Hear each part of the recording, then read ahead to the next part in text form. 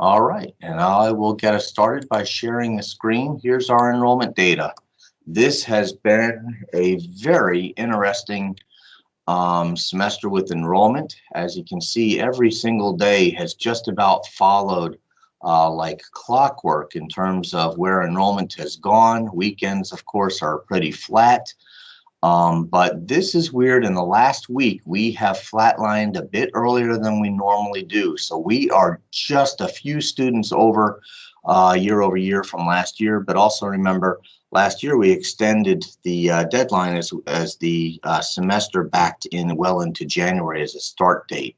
And so there was a little extra time there to get students. It's not accounted for in this. My biggest concern right now is retention.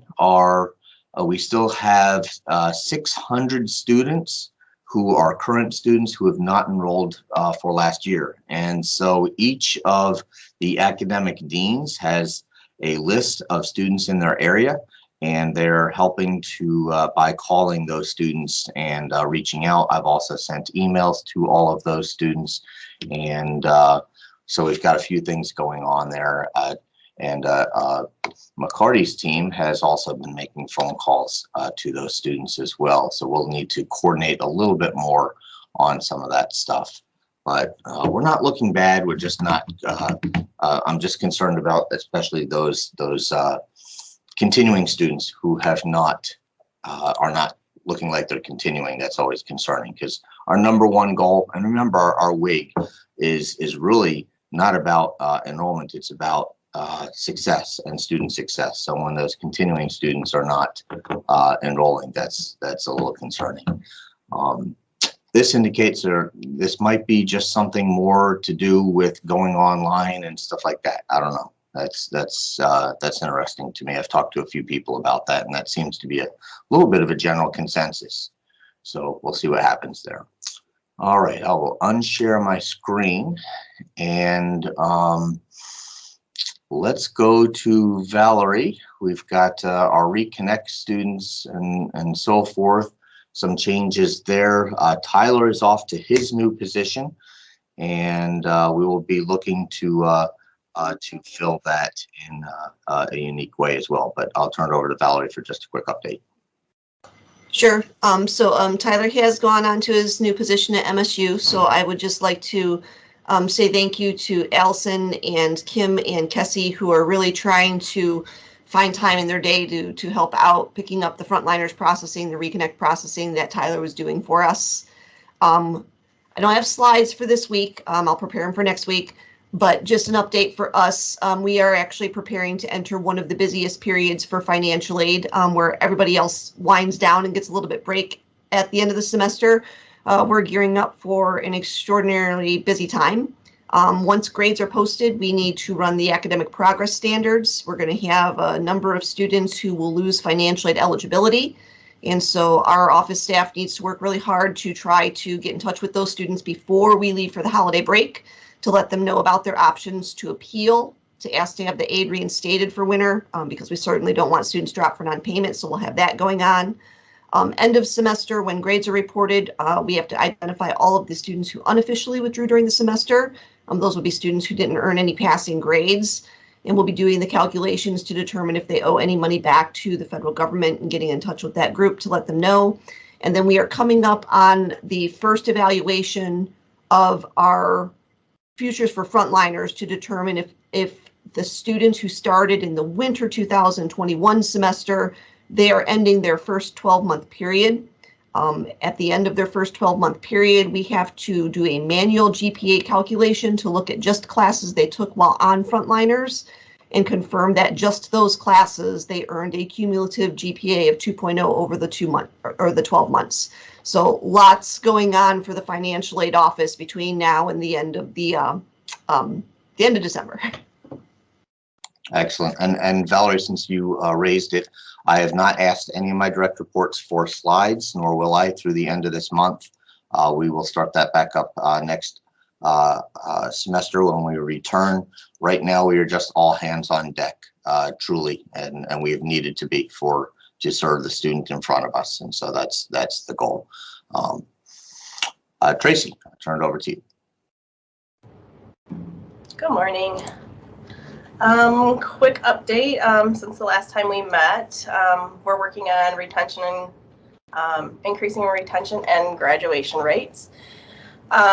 We continue to outreach to students. We've actually been reaching out to all continuing students, not just VidX. We've sent texts, emails, we have called as time permits.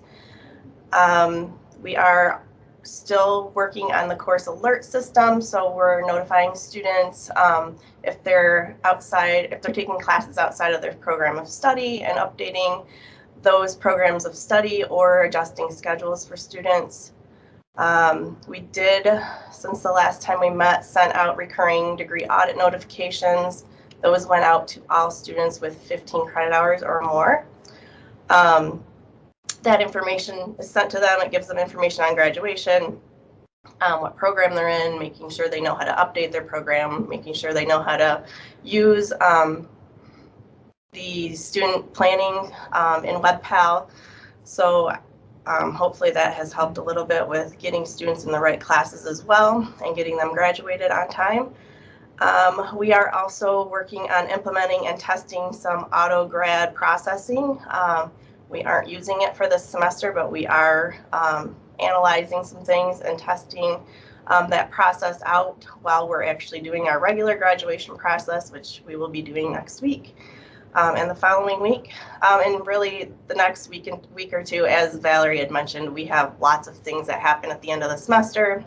So we will be preparing for the end of the semester grading period, which includes a lot of different edits, dismissal and probation, assignment, and then obviously graduation processing. So we will be very busy the next couple of weeks. And then in addition to that, we are also preparing for the payment deadline, which is next week, and we'll be doing a lot of outreach to students regarding that as well.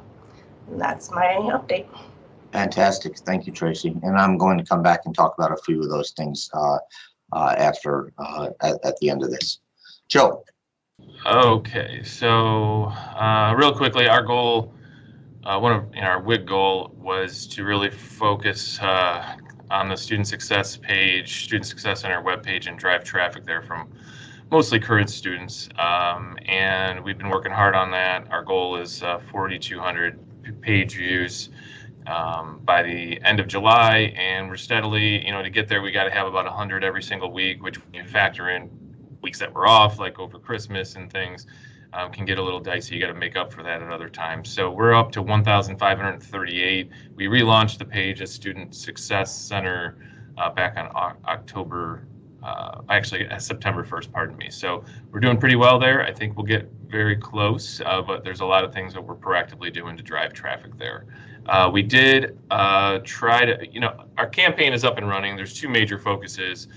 It's focused on our high demand program / enrollment campaign, letting people know registration's happening, but also focusing on those high demand programs that we offer.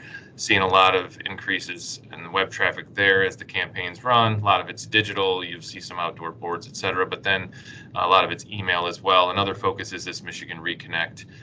We do purchase some email lists. We do a postcard, which we just sent out. So this just went out we purchased a list of 22,500 people in Monroe County who with their home addresses, 25 plus no degree, so they fit the criteria, and we pulled out any current students so that we didn't want to confuse them. So that went out on Monday, and we're hoping to see a bump in traffic. You don't usually see from postcard mailings, from our experience, a huge bump in web traffic. It's just not a direct link. They've got to, it might take them a while, or they might just call.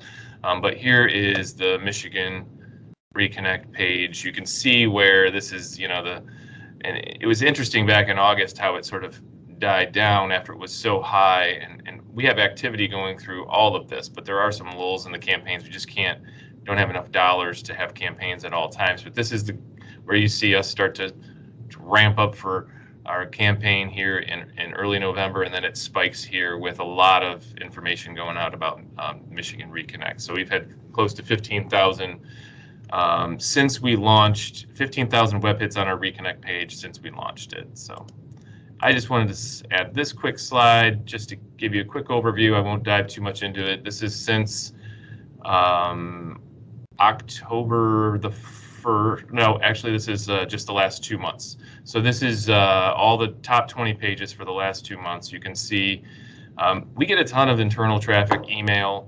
but and current students, since we don't have a student portal. But the big ones are registration, programs of study. The library in the last month has ticked up into the top 10. So obviously students are doing papers and using the library services there. And then you can see where we're pushing reconnect, future students, admissions, high demand. It all makes sense. So those are the top 20. I won't go too much more into that, but that's one I like to pull and share every once in a while. And then one last thing, before I go, I wanted to update you guys on the process mapping research project with SEMworks. I'm going to send out an all-campus email soon. I've been trying to be very transparent about what's going on with that project. We have completed everything. There's been close to 30 group interviews with various employee groups across campus. There was a survey that we completed. Amazingly, got more than 300 students to reply to a survey, which I think that's a record. And so they were really engaged in that. Focus groups, we met with close to 30 students, I believe. So the full report just landed in my email box yesterday. I'll be sharing that with Cabinet. And then we met, Curie Wygonik and I met with Cabinet over the last week or so, as well as SEMworks, to go over 4 hours worth of a webinar about what's contained in the report. And then we're going to be doing a 1 hour executive summary and then sharing all the details, the full report, the 4 hour webinar that was presented to Cabinet earlier this week, or was it this week? Might have been part of last week too. So that will all happen. The date we're targeting, I think, January 20th, pardon me. So that'll be a Thursday. It's a town hall for one of Kojo's town halls. So, and then all the materials will be available for everyone to see. And then the next step in that it will be actionalized through the strategic planning process.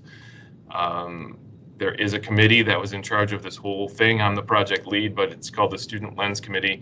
And then we'll be actionalizing this information through an intervention plan is what it's called. So lots more to come on that.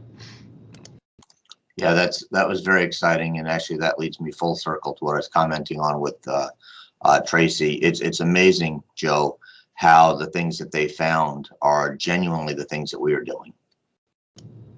They are. That is one thing that will be pointed out as we go through. There's so much that's already addressed in the strategic plan. Not all of it. Some of the stuff we're dipping our toes in the water, but it really does validate a lot of the thinking and the planning we've been doing for a lot of times. But a lot of times it does help. I know that this campus sometimes is wary of consultants because there's been things done where reports sat on shelves and things were not done with the recommendations, but that's likely not the case. I know it's not the case with this because a lot of it's already happening, but it really does help to have a third party come in, because these are difficult conversations. I mean, there's stuff that's in there about the marketing area that I'm looking at it going, yeah, we haven't done that. No, we haven't done that. Maybe it's a result of lack of staff or time, but it helps you prioritize. So, yeah. Yeah. Well, and that came out too. I mean, it really emphasized the hard work that our people are doing, which I really appreciated, actually. Valerie, Scott, if I could say one other Go thing, and it's kind of, maybe I shouldn't share this early, but one thing that came out of this, and I think this is the group to share it with, is that from a customer service standpoint and a caring about students and getting students where they need to be, the consultants said we are top notch. We are doing everything we possibly can. The issues that we're having and why we were process mapping is to find those gaps, because those are where students are seeing struggles. But overwhelmingly in the survey, the students were very complimentary of how caring the staff is and how the staff goes out of their way to help. It's just that there may be situations where there's a gap in the process that results in them not getting from point A to point B. So Absolutely. You'll see that all come out. Yep, great work. Valerie, one of the things that came out in Joe's graph there, with the reconnect, with that huge bump that we've really received in the last several weeks with the reconnect. Are you seeing that on your front? So I just did the latest report to the state of Michigan, and yes, we have seen a bump in Reconnect. It's not the same volume of bump that we were seeing when Reconnect was just launched, that we saw for fall, but it's there. Okay, because my concern then is those students would probably not be able to get processed quickly enough to start this winter at the beginning of the semester, and we probably need to make sure we're working with Cooper to ensure mid-start classes for those students. Okay. Yeah, Scott, I mean, yeah. winter, as you can see from that graph, I mean, we basically start pushing registration. I mean, it's the shortest possible window. I mean, Wow. it's November and December, and then take away, I mean, from an advertising standpoint, no one's paying attention basically after Thanksgiving. I mean, it's the weirdest dynamic. So, and then the other situation we have is that our registration from my standpoint is so long that I have to spend tons of dollars from all the way from late March through August 31st, so it's really interesting how that works. But the graph didn't even start going up until early November because that's when registration starts. Yeah, that makes sense. Mr. McCarty, if I can share a graph that you sent. Huge thanks to Beth. I don't think Beth is probably on this call. I can't see she is. Huge thanks to Beth. You would never know that she is not full-time. It's amazing how much she does. I'm going to share this screen here, and just shows huge work, shows that the efforts are working. And if you wouldn't mind just giving us a quick overview on what we're seeing here.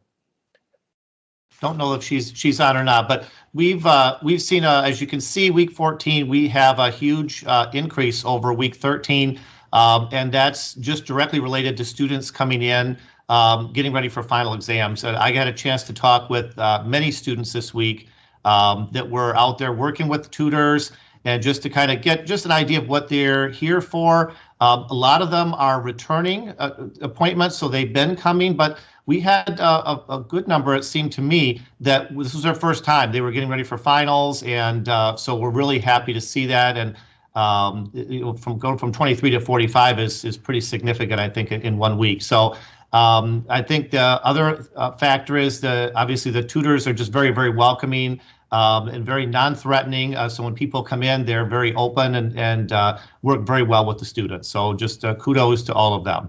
There we go. And just a huge kudos and thanks to Brianna.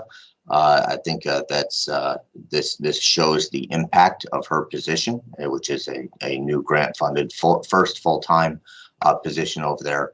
But Brianna, our hearts are with you. I know you lost a couple of family members here, and your absence is definitely felt when you were not here. That was the first week of numbers that dropped.